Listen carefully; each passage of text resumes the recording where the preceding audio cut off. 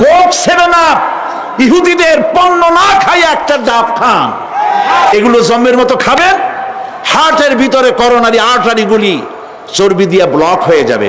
এই বেলা ভাই মদ খেয়ে নাও, কাল মিশিতের ভরসা কই, চাঁদনি জাগিবে যুগ যুগ ধরি, আমরা তো আর রব না সই, জম্মের খাওয়া খাও। আর আল্লাহ কয় কুলু ওয়াতামাত্তাউ, খা জম্মের খাওয়া।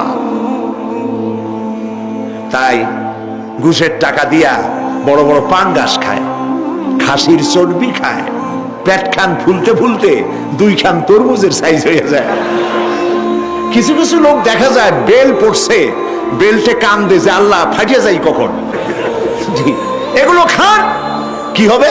এগুলোর মধ্যে রয়েছে ফসফরাস, খাইলে পরে চোখের দৃষ্টি বাড়তে থাকবে, হার্ট অ্যাটাক করবে না, স্বাস্থ্য ভালো হবে।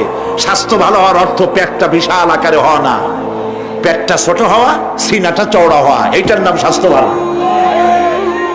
সেই জন্য আল্লাহ রাব্বুল আলামিন এই পৃথিবীতে মানুষগুলিকে সুন্দর করে সৃষ্টি করে তার খাওয়া চলা ফেরা ওঠা বসা সবকিছুকে একটি নিয়মতান্ত্রিক পদ্ধতিতে পরিচালিত করেছেন।